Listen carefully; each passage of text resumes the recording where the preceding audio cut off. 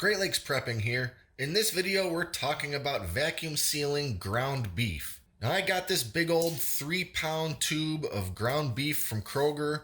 It was on sale. I got a really good price for it. I picked a few of them up, but there's no way that I can use this entire thing by its expiration date. So what I like to do is break them up into either 1 pound or even half-pound portions and put them in vacuum seal bags, seal them up, and store them in the freezer until I'm ready to use them. So this is a really straightforward process, and it's going to be a pretty simple video, but I figured I'd quickly kind of go through the steps anyway and sort of show you how I do it.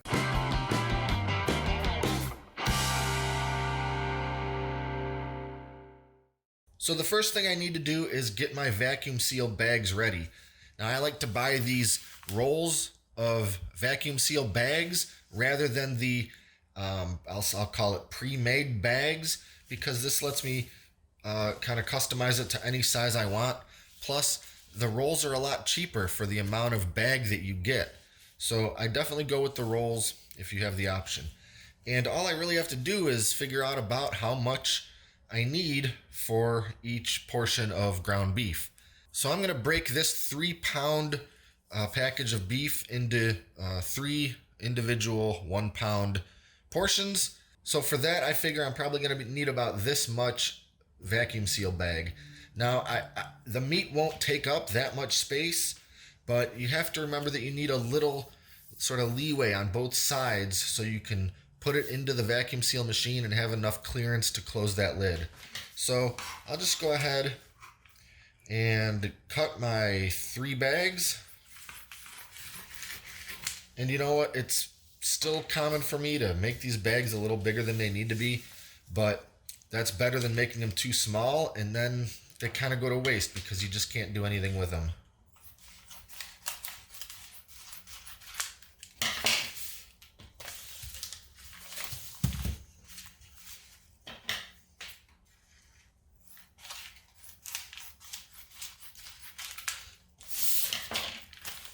Now, real quick, I'll mention that these rolls come in different widths. I'll say widths.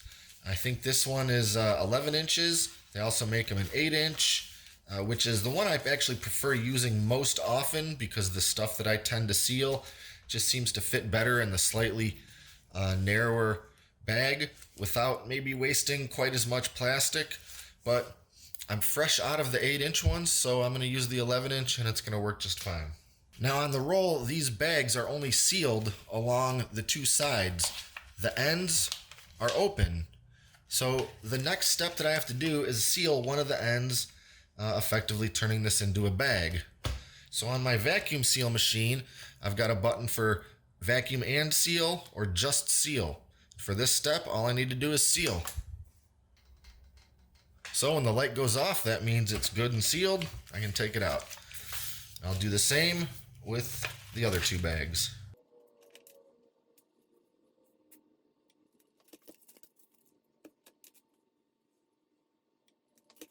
All right, and before I start cutting this meat up, the one little thing I like to do first is kind of pop these bags open a little bit, just so they'll stay open.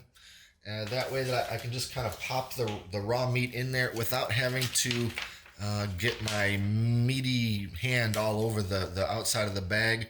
I can kind of use one hand for handling meat and the other hand for the outside of the bag. That way I don't kind of contaminate the outside with raw meat.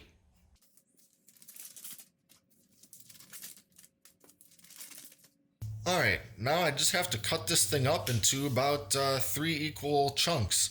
And I'm just going to eyeball it and cut this thing into thirds. So I'll end up with 3 1-pound chunks, maybe something like this.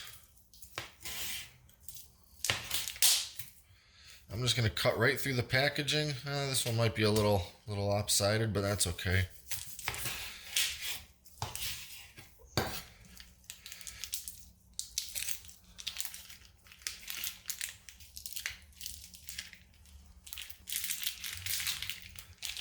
Now, there's not really much I have to do to these except stick them in those bags. I will, however, mash them down just a little bit so they fit in the bag in kind of the shape I want.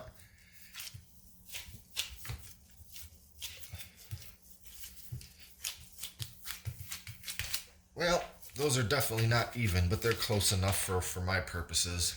So I got my bag. I'm just gonna put this piece of meat in there, doing my best not to get meat on the outside of the bag. That's it.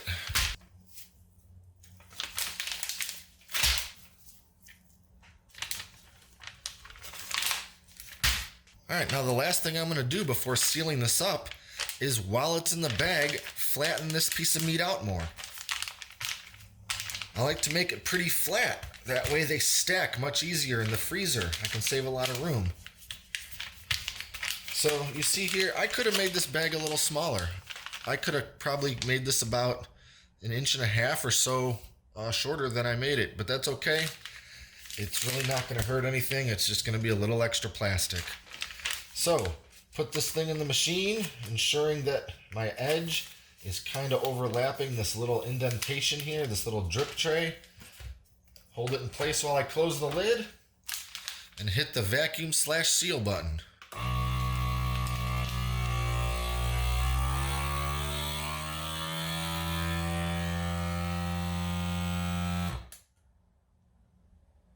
When the light turns off, it's all ready.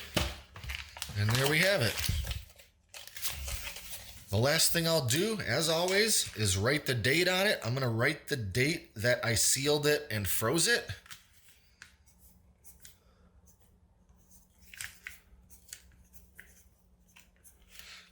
Use a Sharpie. It'll stick to this plastic perfectly fine and not smudge, not smear. This is all set to go in the freezer. So I'm gonna do the same to these other two, and that'll be it.